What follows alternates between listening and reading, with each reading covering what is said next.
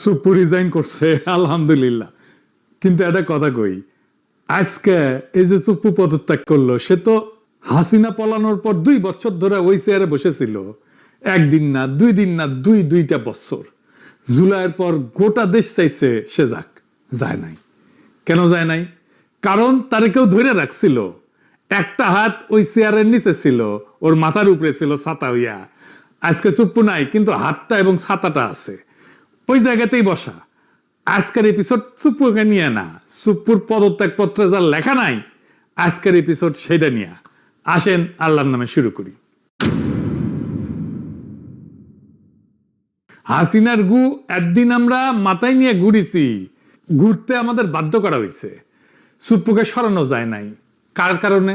বিএনপির কারণে। এটা কোনো গোপন কথা না, এটা আমি বহুবার বলছি, আর আজকে আবার বলতেছি। এখন বিবিসি কইতেছে বিএনপিতে স্বস্তি ফিরছে।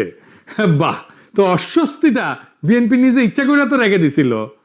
নিজের পায়ে নিজে কুড়াল মাইরা 2 বছর ধরে কুড়াল সরায় কইতেছে আহ কি শান্তি। সুপ্পু থাকাতে কি মহা উপকারটা হয়েছে বিএনপির? বিএনপি কইতে পারবে? পারবে না, আমি শিওর। আমার বগুড়া একটা প্রবাদ আছে, সেই নিকাই বসলো কালিয়ানা জ্ঞান জ্ঞান করলো। বিএনপি সেই সুপ্পুরাই সরাইলো কালিয়ানা জ্ঞান জ্ঞান করে আর কি। আমরা কি চাইছিলাম? আমরা তো খালেদা জিয়াকে প্রেসিডেন্ট বানাতে চাইছিলাম। আমি একটা এপিসোডও করছিলাম, উনি বঙ্গভবনে থাকলে ওইভাবে ইনফেকশনটা হয়তো হইতো না। আমরা প্রেসিডেন্ট হইলে উনারা ভালো টেক কেয়ার করতে পারতাম। আমি তারেক রহমানকে সরাসরি জিজ্ঞাসিলাম কেন সুপ্পুরে রাখতে চান। উনি কইছিলেন উনার মনে হয় সুপ্পুকে সরাইলে উনার দেশে ফেরাটা বাধাগ্রস্ত। আমারও কইছিল আপনিও তো দেশে ফিরতে চান, আপনার দেশে ফেরাটাও বাধাগ্রস্ত, আমার তো এখনো বাধাগ্রস্ত আছে।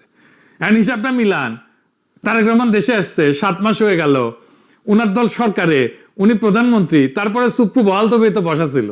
আর এখন খেপে কান, এখন খেপছে কারণ সুপ্পু কাটাল রানীর সাথে কথা কইছে বলে। বিএনপির ধারণা ছিল সুপ্পু কাটাল রানীর সাথে কথা বলে না, সে হাসিনাকে ফিরে আনার কোনো সিস্টেম করে না, আজিববাদ। কিন্তু সুপ্পুরে কেন রাখার জন্য মরিয়া হয়েছিল বিএনপি, আসেন সেই গল্পটা এটা শুনে দেখি। আমরা যখন সুপ্পুরে সরানোর জন্য চাপ দিতেছি, ওয়াকার তখন বুঝে ফেলছে এর পরের চাপটা ওর উপরে আসবে। সে তখন করলো কি, 2 দিকে 2 কথা কইল। একটা কথা আগে কয়ে রাখি, এখন যা কইতেছি এটা ওয়াকারের হুবহু কথা না, এটা আমার ভাষার সারমর্ম আর কি। বার্তাটা সে কোন দিকে কি দিছিল সেটা কইতেছি। বিএনপির এসে বোঝাইলো সুপ্পুরে সরাইতে চায় ওরা যেন ইউনূসের শাসন লম্বা হয়। আপনারা কিন্তু ক্ষমতা আসতে পারবেন না, দেখতেছেন না যত দিন যাইতেছে আপনাদের বদনাম হইতেছে, বদনাম বাড়তেছে। ইলেকশন যত দেরি হবে আপনাদের তত কালে খবর আছে। আর জামাতকে যে বুঝাইলো আপনারা এত তাড়াতাড়ি নির্বাচন চান না হুজুর, যত দেরিতে হয় ততই ভালো। আর ইমেজটা ধরে রাখেন আপনাদের সৎ মানুষের দল হিসাবে। ইলেকশনের আগে মাফিয়াদের টাকা পয়সা আসবে, অনেকে নিয়ে আসবে, কিন্তু ওইসব নেবেন না, হ্যাঁ আল্লাহর ওয়াস্তে। আন্ডারওয়ার্ল্ডে যে সমস্ত কানেকশন আছে না, ওই যে সাজ্জাদ শিবিরের নাসির টাসির এগুলো আছে না চট্টগ্রামে, ওগুলা রাখবেন না গলে। আর অমুক তমুকের নামে বহুত বদনাম, ওদের নমিনেশন দিয়েন না। মানে বুঝছেন খেলাটা? বিএনপি কয় আগে ইলেকশন নেন, আর জামাতে কয় ইলেকশন পিছান। পুরো ইলেকশনটা ওয়াকার এইভাবে খেলে দিছে। জামাত আন্ডারওয়ার্ল্ড থেকে দূরে সরে গেছে, আর উদাম কেলানি খাইছে বিএনপির ইলেকশনের আগে।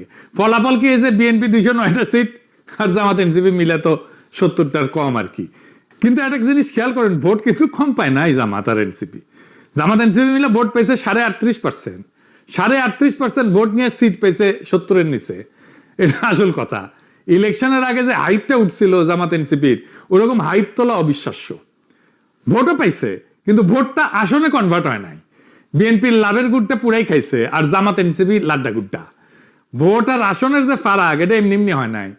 টাইমিংটা কে ঠিক করে দিছিল সে কথা মনে করেন শিলং সালাউদ্দিন নিজেই কইছে, এই বাহানায় যদি নির্বাচনটা না দেয় সে ভয়ে আমরা তাড়াহুড়া করে জুলাই মধ্যে সাইন করেছি। শুনেন, আবার আমাদের একটা তাগাদা ছিল যে এরা সংস্কারের বাহানায় যদি নির্বাচনটা না হতে দেয়, সেজন্য আমরা সবকিছুতে আপোষ করে জুলাই জাতীয় সনদেও স্বাক্ষর করেছি। আমরা একত্রিত হয়েছি, সমঝোতা হয়েছে, এবং নির্বাচনের স্বার্থে আমরা অনেক কথা বলি নাই। শুনেছেন? হ্যাঁ, শুনছি জামাত নাকি ওয়াকার সাহেবরে খুব ভালো পায়। হ্যাঁ, বুঝছাও কেন ভালো পায়? এটা জিগাইলে কয় কি, ওয়াকার সাহেব 5 ওয়াক্ত নামাজ পড়ে। হ্যাঁ, মাশাআল্লাহ। তো হাসিনারে তো তাহলে ডাবল ভালো পাওয়ার কথা জামাতের। হাসিনা তো তাহাজ্জুদও পড়তো 5 ওয়াক্তর উপরে। হ্যাঁ, এখন কইতে পারেন যে দাদা আপনি ওয়াকারের উপরে কেন বিলা, আমি আগে অনেকবার কইছি, আবারও কই। অনেকে করার চেষ্টা করে ওয়াকার তার লেসপেন্সারদেরকে লাগিয়ে দিছে এটা বলার জন্য যে বিপ্লব তো বিজয় হয়েছে ওয়াকারের কারণে, তাছাড়া তো এটা খবর ছিল। হ্যাঁ, ওই যারা কয় ওরা মাঠে ছিল না, গুলির সামনে বুক পাইতে দেয় নাই। জনগণের শক্তি, বিপ্লবের শক্তি এটা ওরা বোঝেও না, মাপতেও পারে না। কি অবস্থা হয়েছিল? পুলিশ ফেল করছে, পলাইছে, অস্ত্র ফেলা পালাইছে, থানার পর থানা ভস্মীভূত হয়েছে। দেশের 639টা থানার মধ্যে 450 মতো থানা গুড়া গুড়া করে দেওয়া হয়েছে। পুলিশ মেরে ট্যাঙ্গে রেখেছে পাবলিক।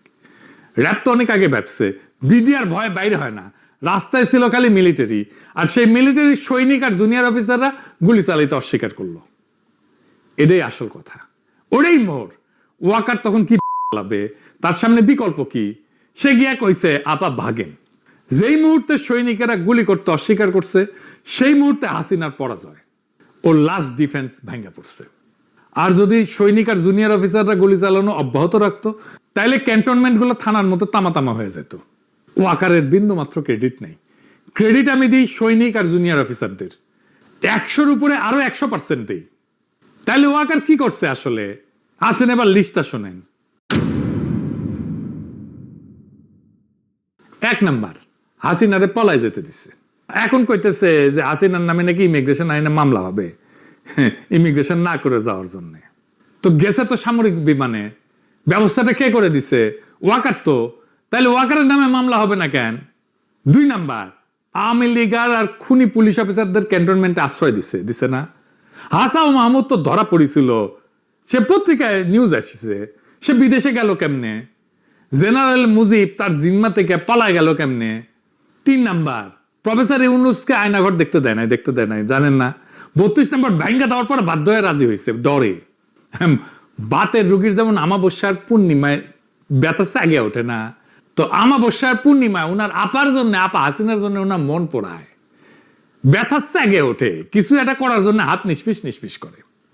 ও সিইসি হাবিবুল্লাহ আওয়ালের সাথে দেখা করে তারা তত্ত্বাবধায়ক সরকারের প্রধান হওয়ার রিকোয়েস্ট করেছিল ওয়াকার। তার আগে গেছিল প্রধান বিচারপতির কাছে, প্রফেসর ইউনুসের টাইমে যে প্রধান বিচারপতি ছিল।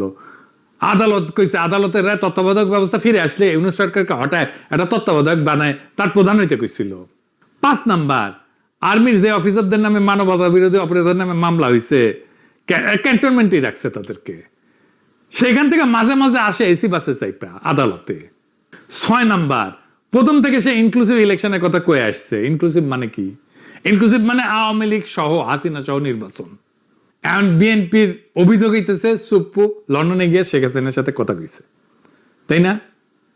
এখন বিএনপির মনে হয়েছে যে এমন একটা বিভীষণকে ক্ষমতার কেন্দ্র রেখা তারা নিরাপদ না, ফলে তাকে বিদায় করতে হবে।